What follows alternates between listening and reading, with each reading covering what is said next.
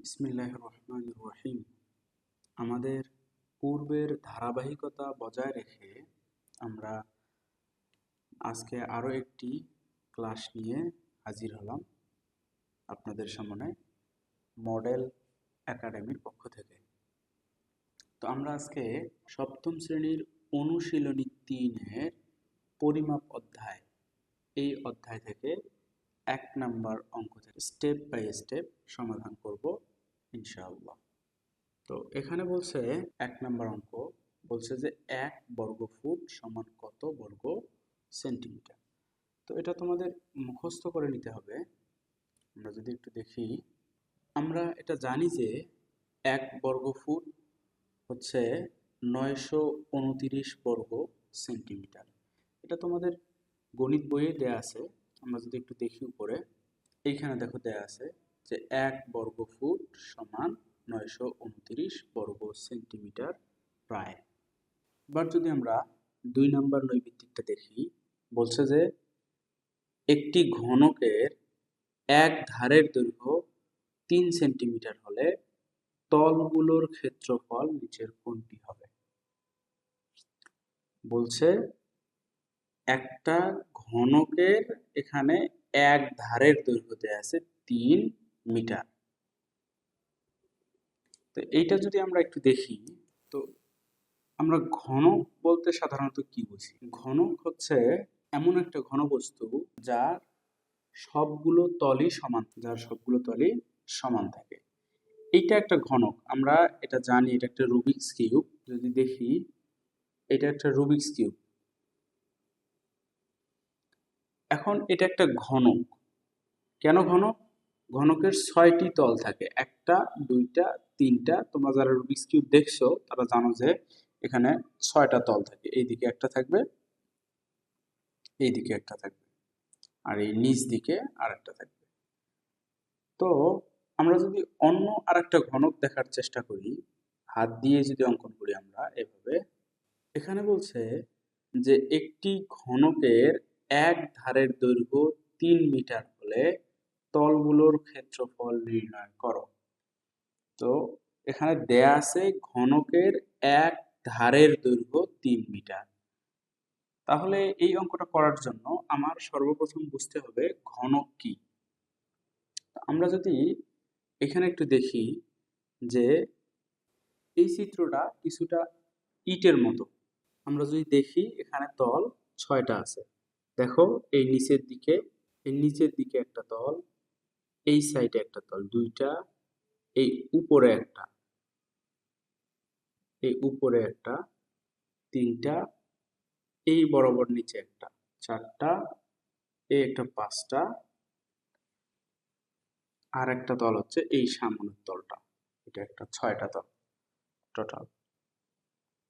তো এটা হচ্ছে একটা ঘন বস্তু। এই ইট আকৃতির আমরা যেটা দেখলাম, এটা একটা ঘন বস্তু। কিন্তু আমাদের তো এখানে ঘন বস্তু চাই না। এখানে বলছে যে একটি ঘনকের, এটা আমরা দেখলাম ঘন বস্তু। যদি আমরা এখানে লিখে দেই ঘন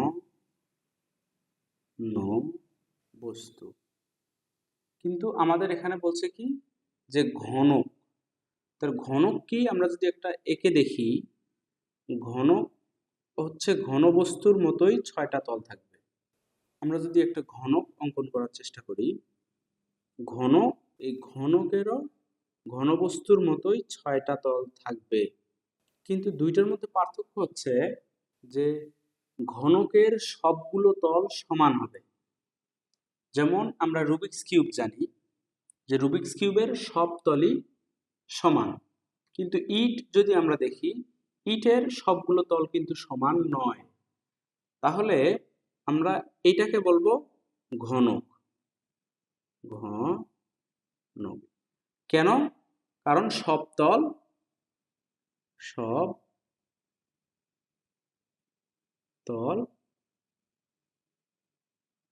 সমান। তাহলে দেখা যাচ্ছে কি একটা ঘনক আর একটা ঘনবস্তু একই জিনিস প্রায়, তবে ঘনবস্তুর সবগুলো তল সমান নয়, কিন্তু ঘনকের সবগুলো তল সমান হবে। এতটুকুই পার্থক্য।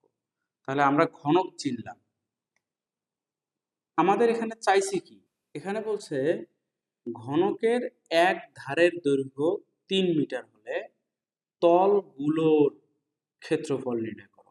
তাহলে আমরা দেখলাম ঘনকের কয়টা তল? 6টা তল। এখন যদি আমরা তলগুলোর ক্ষেত্রফলের কথা চিন্তা করি ঘনকের ক্ষেত্রে, ঘনকের তলগুলোর কথা যদি আমরা চিন্তা করি, আমরা যদি এইখান থেকে ঘনকের তলগুলো বের করার চেষ্টা করি, তো এইখানে এটা একটা ঘনক, কিভাবে আমরা আগেই দেখলাম। এখন এই ঘনকের যদি আমি প্রত্যেকটা তল আলাদা করি তাহলে একটা তল আসবে, এইভাবে আর একটা তল আসবে, আর একটা তল আসবে, এইভাবে মোট 6টা তল আসবে ঘনকের। আর আমরা কি দেখলাম যে ঘনকের সবগুলো বাহুই সমান।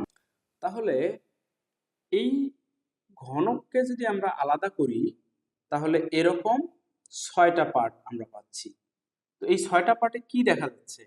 6টা পার্টের প্রত্যেকটি সমান, প্রত্যেকটি সমান দেখা যাচ্ছে। আবার আরেকটু যদি আমরা খেয়াল করি, এই 6টা পার্টের প্রত্যেকটাই একটা করে বর্গক্ষেত্র, 6টা পার্টের প্রত্যেকটাই একটা করে বর্গক্ষেত্র। এইটা একটা বর্গক্ষেত্র, এটা একটা বর্গক্ষেত্র, এটা একটা বর্গক্ষেত্র, এভাবে 6টা এখানে বর্গক্ষেত্র আছে।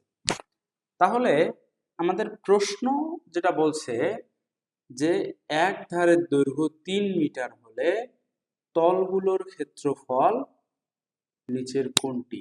তলগুলোর ক্ষেত্রফল নিচের কোনটি? তাহলে এইখানে যে তলগুলো আমরা পাইছি সেগুলোর ক্ষেত্রফল নিচের কোনটি হবে?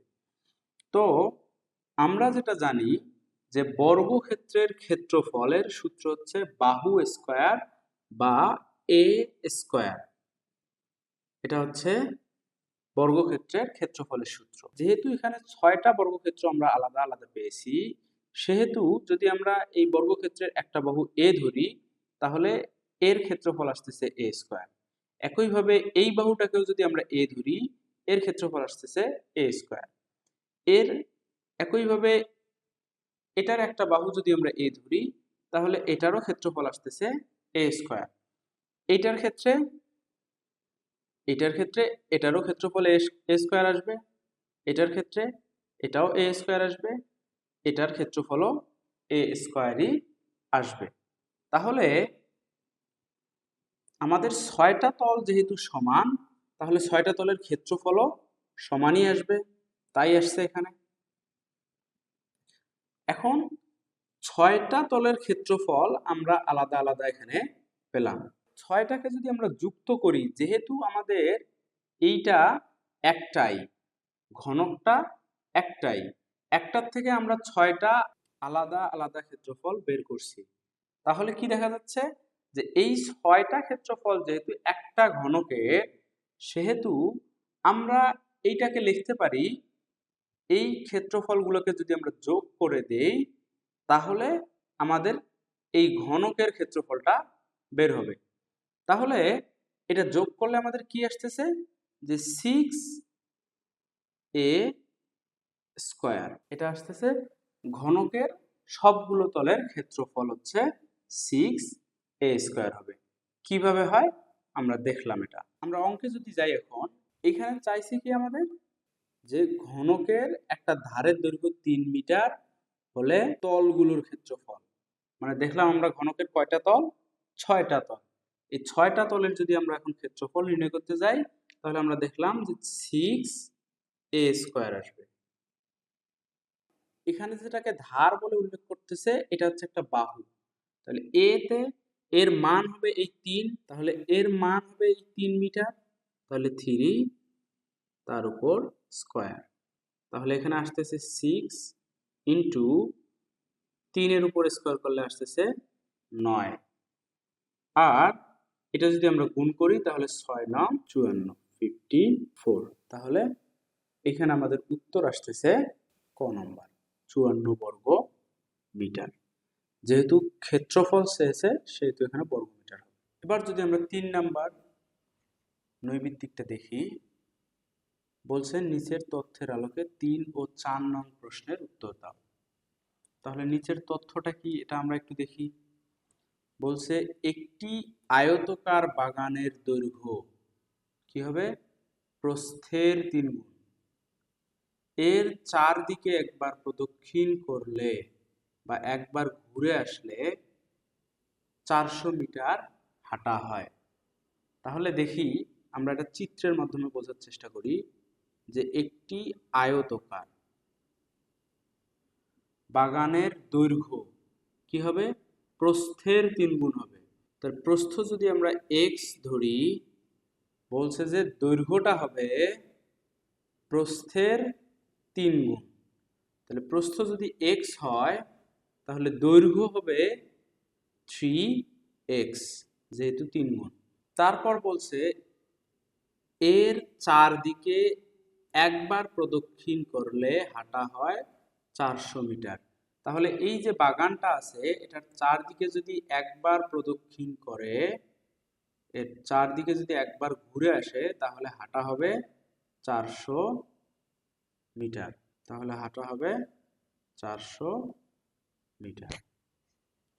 এখন এখান থেকে আমাদের বের করতে বলছে কি যে বাগানের দৈর্ঘ্য কত মিটার, বাগানের দৈর্ঘ্য কত মিটার। তাহলে বাগানের দৈর্ঘ্য তো আমরা এখানে পেয়েছি একটা সমীকরণ, সেটা হচ্ছে 3x মিটার। এখানে যদি আমরা x এর মানটা বের করে 3 এর সাথে গুণ করে দেই তাহলে বাগানের দৈর্ঘ্যটা বের হবে। তাহলে এখন আমরা x এর মান যদি বের করি, x এর মান কিভাবে বের করব? এখানে কি বলছে? চারদিকে একবার প্রদক্ষিণ করলে 400 মিটার হাঁটা হয়। চারদিকে একবার প্রদক্ষিণ করা মানে এই বাগানটির পরিসীমা, বাগানটির পরিসীমা। তাহলে আমরা এটা লিখতে পারি এভাবে, আমরা সুবিধার্থে চিত্রটা এদিকে অঙ্কন করে রাখি। তাহলে দৈর্ঘ্য যদি x হয় এটা হবে 3x। বলছে যে চারদিকে একবার প্রদক্ষিণ করলে 400 মিটার হাঁটা হয়। তাহলে এটার চারদিকে একবার প্রদক্ষিণ করা মানে পরিসীমা। তাহলে এখানে আসতেছে পরিসীমা, পরিসীমা সমান 400 মিটার। এখন এই পরিসীমা, যেহেতু বাগানটা আয়তকার, সেহেতু আমরা জানি আয়তকারের পরিসীমা হচ্ছে 2 ইন্টু দৈর্ঘ্য। দৈর্ঘ্য কত? 3x। তাহলে দৈর্ঘ্য যোগ প্রস্থ x সমান 400 মিটার। আমরা যেহেতু জানি যে আয়তকার ক্ষেত্রের পরিসীমা হচ্ছে 2 ইন্টু দৈর্ঘ্য যোগ প্রস্থ, এটা বসাই দিছি। আর এখানে দেয়াই আছে যে পরিসীমা সমান 400 মিটার প্রশ্ন অনুযায়ী।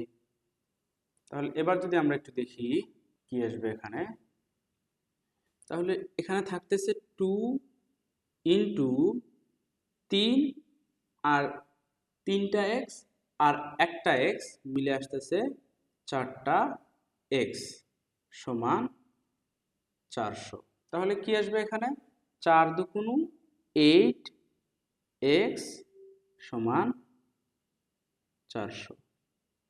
x যদি এখানে রাখি তাহলে 8 গিয়ে ওইদিকে ভাগ হবে, তাহলে আসতেছে 400। আমরা যদি x এখানে রাখি তাহলে এই 8 ওই দিক গিয়ে ভাগ হবে। তো আমরা যদি 8 দ্বারা এটাকে ভাগ করি তাহলে এখানে আসবে 50। তাহলে আমরা x এর মান পেলাম, x সমান 50 মিটার পেলাম। এখন আমাদের এখানে কি চেয়েছে যদি আমরা একটু দেখি, এখানে বলছে বাগানটির দৈর্ঘ্য কত মিটার।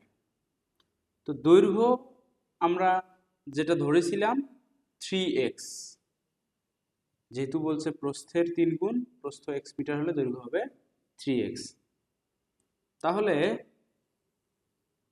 এখন যেহেতু বাগানটির দৈর্ঘ্য ছিল 3x, সেহেতু আমরা যদি 3 ইন্টু x এর মান বসাই এখানে, এক্স এর মান আমরা পেয়েছি 50। এখানে যদি বসাই তাহলে কি আসতেছে, 3 আর 50 যদি গুণ করি, 3 50-এ 150, 150। তাহলে এখানে 3 নাম্বারের উত্তর আসতেছে 150, গ নাম্বার। এখন 4 নাম্বার বলছে বাগানের ক্ষেত্রফল কত বর্গমিটার। তো এটা আমাদের বের করতে হবে এই উদ্দীপক থেকেই। তো ক্ষেত্রফল, যেহেতু বাগানটা আয়তাকার ছিল, সেহেতু বাগানের ক্ষেত্রফল হবে দৈর্ঘ্য গুণন প্রস্থ বর্গ একক, বর্গ একক। তাহলে আমরা এই 3 নাম্বার অঙ্ক করার সময় আমরা পেয়েছিলাম যে দৈর্ঘ্য হচ্ছে 3x, প্রস্থ হচ্ছে x। এখন আবার আমরা x এর মান পেয়েছিলাম 50 মিটার, আর এই 3x এর মান পেয়েছিলাম আমরা 150। তাহলে এখন যদি আমরা দৈর্ঘ্য এবং প্রস্থের ক্ষেত্রে বসাই, তো দৈর্ঘ্য আমাদের কি ছিল 3x, ইন্টু প্রস্থ ছিল শুধু x। তো 3x এর মান আমরা পেয়েছিলাম 150, ইন্টু x এর মান হচ্ছে শুধু 50। তো এইটা যদি আমরা গুণ করি তাহলে যেটা আসবে সেটা আমাদের উত্তর হবে। গুণটা যদি আমরা একটু দেখি, তাহলে 150 গুণ 50, এটা গুণ করলে আসবে 7500। তাহলে এখানে 4 নাম্বারের উত্তর হবে ঘ নাম্বার, 7500। এবার যদি আমরা 5 নাম্বার দেখি, এখানে বলছে ল্যাটিন ভাষায় ডেসি শব্দের অর্থ কি। আমরা যা জানি, ল্যাটিন ভাষায় ডেসি শব্দের অর্থ দশমাংশ। উত্তর হবে খ নাম্বার।